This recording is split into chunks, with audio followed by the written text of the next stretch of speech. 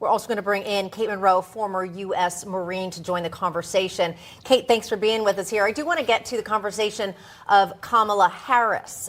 We know if President Biden does drop out, there have been a lot of names that have been thrown around. You're hearing Michelle Obama, Gretchen Whitmer, both of them allegedly will not do it. Josh Shapiro, Gavin Newsom.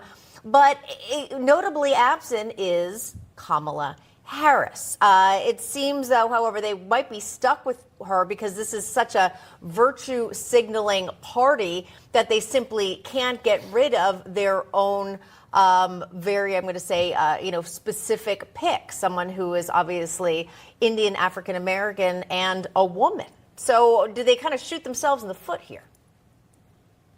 I mean, if they are forced to put Kamala Harris in, I feel bad for them. She has performed so poorly in every aspect of her job. I mean, there's got to be about 1 million memes of her cackling. It's embarrassing, honestly. It's their fault for putting her in that role, DEI at its finest.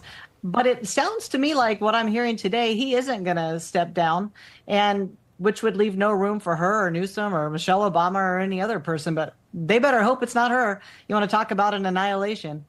Jesse Jane, I guess the question I have is, where is the VP in all this?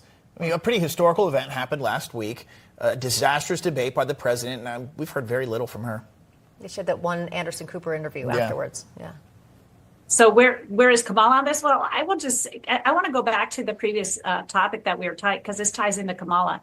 The only country that's afraid of the United States right now are the Americans in the United States, because the rest of the world now sees absolute weakness as a result of that debate. Kamala Harris has never been seen as a strong and forceful leader. She has just been a side gimmick, essentially, because Joe Biden said he would pick a black female. He never said a qualified person, let alone a qualified woman. He made it very specific and a very narrow pick. Americans don't respect that, and let alone when we see Kamala out there, when she talks like a Dr. Seuss book, repeating the same lines one by one, such as yesterday was a wonderful day, so we'll have a wonderful day tomorrow, which makes today a wonderful day. What in the world is she talking about? She cannot be taken seriously. And I want to also say this, even if they have a brokered convention, how long will that take for them to find one person that they're all going to agree upon? It took us 3 weeks to get Kevin McCarthy out, correct, and get a new speaker in.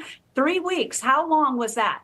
And you think the brokered convention is going to be like the 1960s? No, everybody's going to gun for their person. And that would be a tragedy, because the voters will say, we did not pick this person.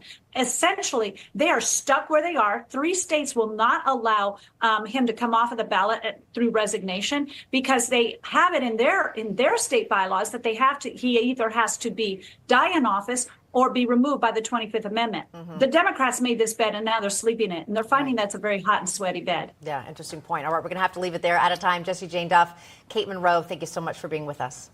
Thank you. Okay, the migrant joining us now to break it down.